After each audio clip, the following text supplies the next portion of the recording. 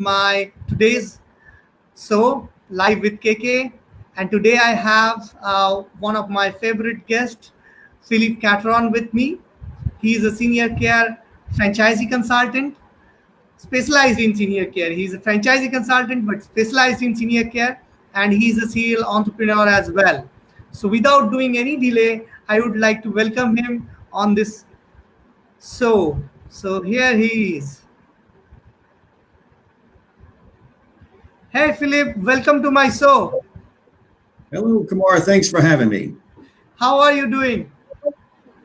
Doing well. Things are starting to get somewhat back to normal for our new normal, but again, just excited about the future. We all are very excited to see what's future holds for us. So without doing further delay at from my side, I would like to ask you a few questions straightforward. So just give us some uh, introduction about yourself, like what exactly you do and how you add value in your client's business or their life. Well, Kumar, I have been self-employed since 2001. It's hard to believe time flies. But one of the things about me is that I love how business works, all the aspects, everything from how you get your customers, how you treat your customers, how you respond to inquiries. I just love business. Previous SCORE mentor, I have helped a lot of different businesses, everything from creating performas to actual implementation to tweaking once businesses get started. So again, I love being in business for myself, love helping other people as well. So as you said that you are specialized in senior care franchising. So just let us know a little bit about what is senior care franchising and how it's important for the society as well. Well, we're all getting older. Of course, they say that life's like a roll of toilet paper. The closer you get to the end, the quicker it goes. But as a baby boomer myself, and I'm on the back end of the baby boomers, the demand for senior care is already high, and it's just continuing to get higher and higher. And most baby boomers are just now starting to get their Social Security checks. And just imagine 15, 20 years from now when our needs are going to be really high. And so it's just a phenomenal business from a potential standpoint. The demand will be there. I think there's even projections by the year 2023 that the number of people over age 65 will exceed the number of people who are under age 18 for the first time in history. So you can see that the demand is there today and it's coming, and that creates just some substantial opportunities for someone who might be interested in the senior care market. No, absolutely true, and I believe that this is one specific franchisee sector which is growing and it will grow in the future as well. So thanks a lot for sharing the detail with us. Uh, so you know like there are a lot of other business models, right? But why should someone uh, go ahead for a franchisee business model, or why should someone go for franchising? Well, the first time when I talk to somebody about franchising or about business ownership in general is, you may have all the skills in the world, but you don't really know what kind of business that you would like to be in. Obviously, if you grow up and you have a family history and you're in the furniture business, your grandfather started it, your father started it, and you're kind of inheriting that as your line of business, that's one thing. But the majority of people, you go to school, you come out, you're really not sure what you want to do when you grow up, but you want to be a business owner. Well, franchising basically allows you to take what somebody else has already done. They've been through the learning curve. They've already paid the expenses of figuring out what price, what product, where to offer it, and so forth. So being able to latch onto that franchise, is there a cost? Absolutely, there's a cost. But that cost may be less than your learning cost, that learning curve of trying to figure out how to do everything on your own. From a statistical standpoint, franchises have a much higher success rate than just starting one from scratch. So if you want to be in business, you don't know what type of business, then that's a great opportunity to look into franchising. Is franchising for everyone? Absolutely not. You have to be able to follow instructions. If you can't follow instructions, you can't follow the plan, so to speak, you shouldn't go into franchising. So if you're a maverick, don't do it. And that's one of the things that what we do when we consult and help people. We're not trying to sell a franchise. We're trying to help you find out what business is going to work best for you. And sometimes we'll say, hey, based upon your aspirations, based upon your personality, you're better off to do it on your own. Or if you're risk adverse, you're better off getting a paycheck. It's that simple. You have to have a certain mentality, and there is risk involved in anything that you do.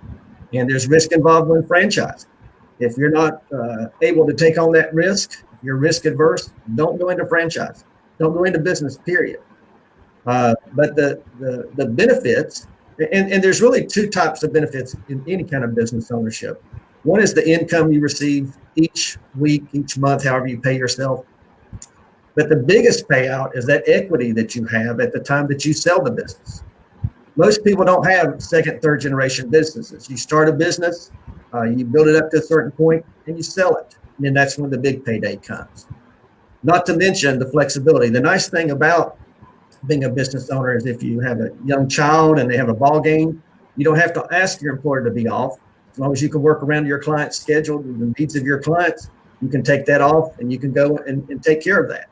There's some other types of things, other perks that you can add in there, cars and so forth, and cell phones that, as a an employee, you basically pay for it yourself. There's some business deductions that you can do and so forth. So there's a lot of things that are advantageous about being a business owner.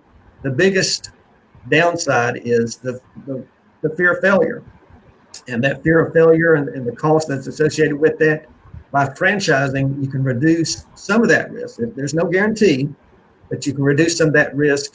And as I always said with the franchise, any franchise out there wants you to succeed. Because if they don't want you to succeed, they're not going to succeed. They're not out there just selling franchises just to be selling franchises. And that's the other thing that people don't realize too. It's as important to the franchise to find a good franchisee as it is for you as a potential franchisee to find a good franchise. No, I'm totally in sync with you on this particular part. And one thing which I really believe that if you are a first generation business person, then franchising is always a business model which will take some part of the risk. Obviously, business, whenever you jump into a business and you want to become an entrepreneur, it's a risk taking, game. But then if you are taking a franchisee, at least it's taking some part of your risk out of the game, because there is someone who already have tasted that model and with that particular model, right? Absolutely. And the other thing I like to add too is that selecting a franchise is like a marriage. You need to go through a courting process. You need to make sure that all of your beliefs line up. Your risk tolerance line up. Again, it's a marriage. And on a marriage, it's a two-way street. They have to want you and you have to want them. So, and that's what we do. We try to help in that. We try to help coach. And the other thing that we do with our franchising consulting group is that we don't just try to bring a product to you, a franchise to you. We try to educate you about all the different types. For example, with senior care franchises, most people think it's just non-medical care. That's not true. There is home care, which you have to have a medical background. There is the non-medical care. There's assisted living locators. And then you get into the mobility access type franchises. That's everything from building of ramps to bathroom modifications and so forth. So when I say a senior care franchise, don't think about it as just being non-medical care. Sometimes non-medical care, people refer to that as companion care. There's a wide range. But by doing a senior care franchising, you're really focusing on that market and trying to develop a niche in that market. So just because you're not interested in taking care of seniors doesn't mean that there's not a franchise that's available out there that might meet your needs. No, totally understand your point. And one more thing which came into my mind, after hearing you, as you said, that it's a marriage between both the side, right? Franchisor and franchisee. So it's more like a win-win value proposition, right? right? Both side need to have a Absolutely. win in place, like, and each, like, other side also trying to make sure that other party is winning as well, because if they are not winning, the other party will also not win, right? As a franchisor, will never win if the franchise is not getting the success. uh, Correct. I'm And every franchise has to have a franchise disclosure document. And in that franchise disclosure document, it has current franchisees and former franchisees listed in that. And you have the ability to call those people who are former franchisees. Now, some of them are former franchisees because they've sold out. Some of them have been just not successful. And again, that's one of the reasons that from a protection standpoint and a long range standpoint, the franchise wants to make sure that the franchisees they select have a high probability of success. Again, they want you to succeed as a franchisee. It benefits no one. Doesn't benefit the franchisee. It does not benefit the franchise for an unhappy franchisee or one that doesn't succeed. Again, there's no guarantees. But again, it's very important for them to make sure that they do all they can to help you. And a lot of that's done on the front end. Again, back to a marriage, there's divorces that happen every day. And divorces can be pretty ugly. But what's your best prevention from a divorce is doing all the things on the front end to make sure that you're having a good marriage or a good franchisee relationship. Absolutely. So now, my next question is, by the virtue of working with a lot of franchisee consultant, I know there are many type of franchisees are there in the world. Like, there are different types of franchisees are available, but I know that you work or you specialized in a particular type of franchises which are senior care. So why someone should choose senior care and those franchises basically which works with seniors, rather than going for other franchises, and what are the qualities they want to have or they need to have if they want to uh, buy a senior care franchisee. Well, the first thing that you have to have is a desire to help people. That's one of the reasons I like having a senior care franchise is that it can be both personally and financially rewarding. There's a lot of franchises out there that, you do extremely well, you make a lot of money and so forth, but at the end of the day, have you made a difference in anybody's life? One of the reasons I like to concentrate on the senior care market is that there's a demand. I actually started helping seniors years ago in 2010, helping them as a conservator and a power of attorney trustee. And that's kind of how I fell in love with seniors. And by doing that, the reason I'm concentrating on being a franchise broker who specializes in the senior care market is I feel like I can help more seniors by putting those organizations in place that will help them in their time of need. I mean, we're all going to need senior care of some form. They say over 70% will need some kind of care, some kind of assistance. Well, after the COVID, there's even more demand for non-medical care at home, because if you've got a family member in an assisted living facility or in a nursing home, you may not be able to visit them. You may not be able to see them. They're in lockdown. They're shut down. So we're seeing an increase in desire for seniors to stay at home and for their family members who want them to stay at home and do those things to help them. So we don't see this as a demand that's going to decrease. If anything, it's going to increase. No, totally in sync with you on this particular part. So tell me, if for example, if I want to buy a franchisee and I come to you, then how you will help me as a client? What's the process you follow? If you just give a brief understanding about that. Okay. Well, the first thing is I can't help you unless I know you. So one of the things that I want to do is to spend a little bit of time with you, just talking about you. What's your history? What's your background? What is your desire? For example, with the non-medical care, you have to be willing to have an office or an operation that runs 24 hours a day, 7 days a week, 365 days a year. If you've got clients and they have to have care, you have to have somebody there. Even if that means you yourself have to go and take care of that client, assuming that you have that background. Now, that makes it a little bit different than, say, an assisted living locator or the mobility access services. Those can be more of a business that can be ran Monday through Friday, 9 to 5 type thing. So part of that is how deep do you want to get in? What is your hours? What's your flexibility? The other thing that we want to do is kind of look at your risk tolerance.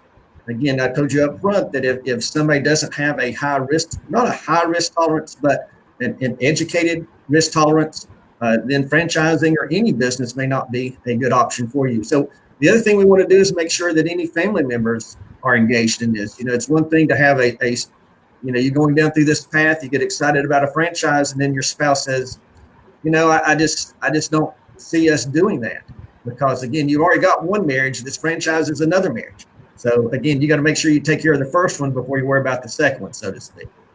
So, we have to know you. We have to spend some time with you. And here's one of the differentiators between what we do and some of the other ones. There's a lot of great franchise brokers out there, a lot of great ones. But one of the things that we want to do is we want to use our experience. I've got a master's degree in business administration. I've done so many pro formas as a SCORE mentor. We want to help you in the initial process, in the discovery process, knowing what questions to ask, helping you, again, make a wise decision about whether a specific franchise is good for you. The other thing that we want to do as well is we want to mentor you after the purchase of a franchise.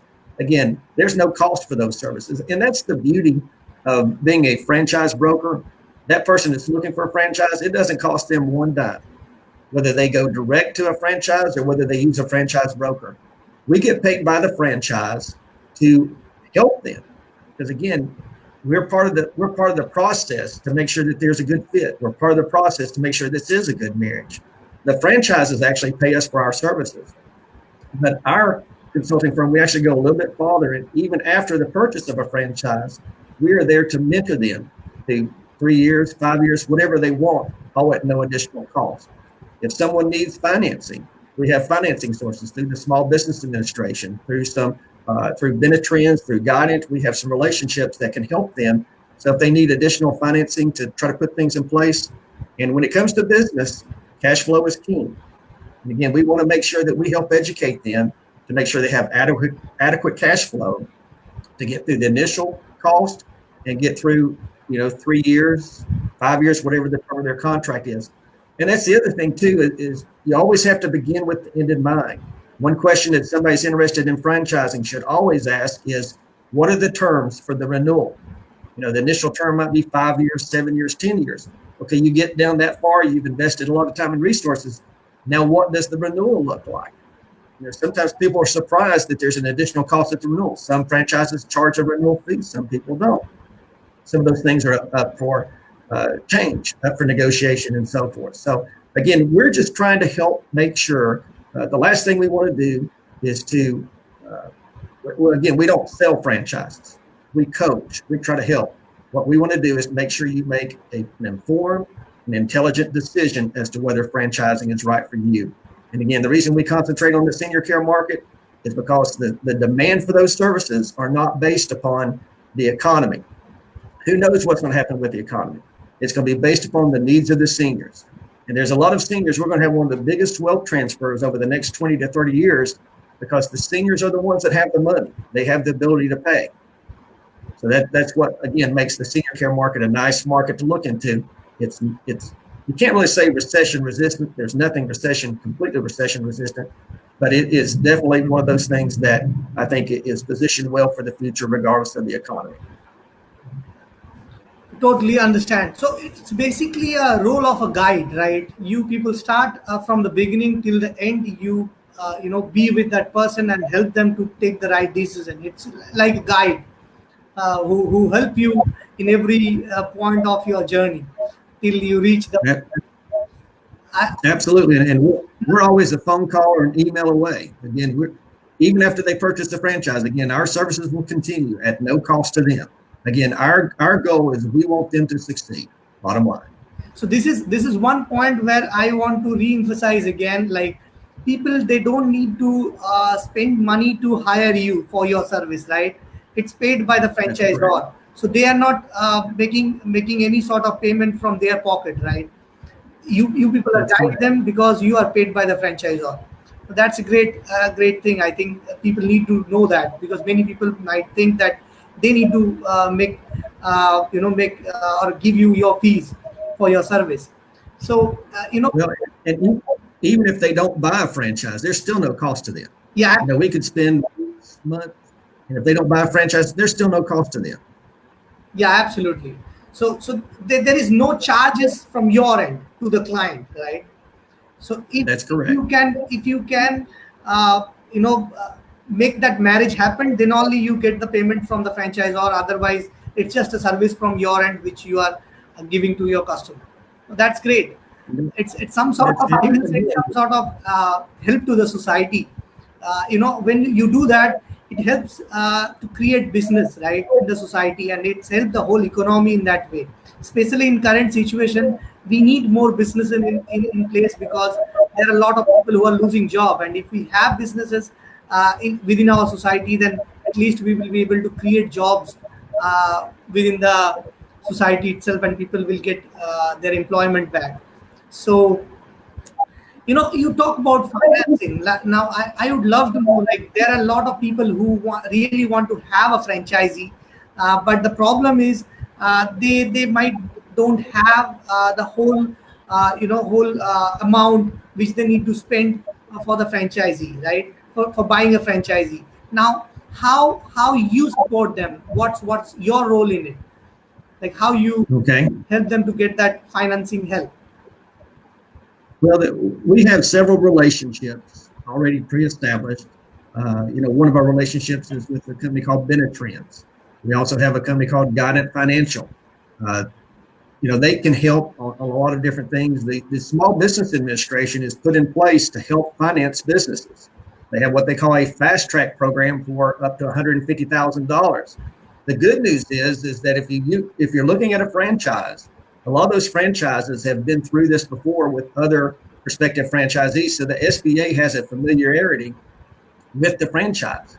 They're like any other organization. They want to make sure that they have a high success rate. Now, we'll say this, that the first place to start, you're thinking about buying a business, is look at your credit report. You can get a free credit report, and if you have low credit rating, again, you may not want to think about franchising or any business, because you're probably not going to be able to get financing if you need financing to do that. Now, if you have a good to above average to an excellent credit rating, there are sources available to you. So we're seeing a lot of people being displaced due to the COVID. If you're in your upper 40s, 50s, you're used to making a certain amount of money. You lose your job, you may not be able to find another business that pays you that amount of money. And again, those are some of the people that really look hard at franchises. If you've got a 401k, there's some opportunities to take your 401k and convert a portion of that to help fund your small business. It's all done legally. There's no early withdrawal penalties, nothing along those lines. And again, we'd have to talk to you in more detail about that on your own individual case. Now, I would never recommend taking your entire 401k and converting that. But if you took a 20, 30%, you basically are self-funding your franchise. And it's a great way to be able to do that. No, totally. I got your point. So, now I will come to my next question. I know that there are a lot of franchisee consultant in the market. Now, if I want to differentiate you from that group, like, how you will differentiate yourself from others? Like, what is the specialty in your service which will make you different than others? If you just let us know about that. Well, my biggest differentiator is that, again, I'm not about selling you a franchise. You can't just go out and buy a franchise. My differentiation is I'm going to get to know you, and I'm going to be upfront with you. If franchising or any business ownership is not for you, I'm going to tell you, I think you need to go work for somebody else. I'm not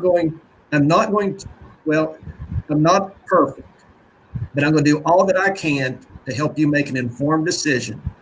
And once you make an informed decision, I'm going to help you every step of the way, from forma, from the franchise disclosure document, making sure you understand what questions you should ask, what to look for on the discovery day. And then after you buy a franchise, at your opening, if it's convenient, I may be there the opening day of your franchise. And then once you're open, I'm going to be there all along the way. Again, I get no value out of selling a franchise that fails. I get a lot of personal satisfaction if I can help you become a business owner and get the satisfaction and the rewards of business ownership that I've had since 2001. Again, I don't know why anybody would want to work for somebody else, but that's just my own background. Again, I'm a serial entrepreneur. I've had several businesses. I just enjoy every bit and part of it. But with those businesses I've owned, I've got a lot of experience. I've been a store mentor. Again, my goal is to help you succeed, not to help you fail. If I feel like you're going to fail, my success comes in helping you not fail. Sure. And one thing which I would like to add from my side, I know Philip from quite a long time now, and he's the one of the most honest person I have ever worked with. So that's a huge value anyone can get from your side. Like, you always true with your words. So whatever you will say, or whatever suggestion you will give from your end, I'm sure that will going to have a lot of value. Now I will ask one question, which is my area basically. I work in terms of personal brand building. I help people, and I promote also. To so that people build their own personal brand and can achieve their dream. So I know that you are working on that part as well. I help you in some areas as well. So I would like to know that how like what sort of value you are getting out of it, and uh, like how are you seeing it in future? Like, is it going to add value in your business, and like how you want to take it forward? Well, since we've started, you've done an exceptional job helping me. All the businesses that I've owned in the past have been local, regional businesses. I really haven't had to worry about networking and marketing and brand awareness on a national basis. Of course, we concentrate in the United States, but trying to get that out. And you've really helped us see, to put the we're basically putting the foundation in place for success. Again, you're doing what I'm trying to help franchises do, is that to be successful. And you guys have done an exceptional job getting everything in place for us. We've got a ways to go. Again, we've got a message to get out, and we're trying to do that on, again, a national basis, not a local basis. So that's a little bit different for me. And it's just like when somebody hires me as a franchise consultant, I've hired you guys because you guys are the experts. In any business, you can't be the expert at everything, and you need to rely on people who that is their skill set. And again, this is definitely your guys' skill set, and that's the reason I'm trusting you guys to help me in my branding and awareness. No, that's true. And let me one thing for sure. Any sort of digital marketing strategy is quite impossible without the support of the client, and the kind of support which we got from your end. That's really help us to deliver the best from our side as well. And you are a very good learner. So you learn things first and you implement those stuff in your personal brand building part. So I'm really, I will look forward to see how things goes with your personal brand building, and what sort of value we can bring from our side, and what value you can bring, and together what we can create. Now, uh, one thing I would like to tell all of my all of my audience, that if you thinking about franchising, especially in senior care, then Philip is one of the person with whom you can get in touch with. Philip, can you just give us some detail about yourself, like contact detail about yourself, so that if anyone wants to get in touch with you, how they can approach you, uh, like your mail ID or phone number. Okay, well, you can go to our website, and that's at srcareconsulting.com. Again, that's SR for senior, careconsulting.com. You can also reach us at 1-800-484-2734. Again, that's 1-800-484-2734. Or email me at pketron@srcareconsulting.com. With the emails, sometimes that gets a little confusing. Again, go to srcareconsulting.com. You'll be able to find me, or find me on LinkedIn, Facebook, and so forth. Be happy to connect with you. Anything I can do to help you with your business, I'm here to help you. Again, that's what I enjoy doing. Sure, and I will put all the details in the link, uh, in the bottom of the at the bottom of the video. So if you want, you can directly call him, or you can mail him, or you can visit his website and can directly communicate with him. So thanks a lot, Philip. Thanks for your time. I really appreciate it. and I'm sure that it will the discussion will add a lot of value in our audience life. They will get a lot out of it. Thanks, thank you, Thank you. thank you, thank you very much. Have a great day. Thank you. Bye bye. You too. Bye bye.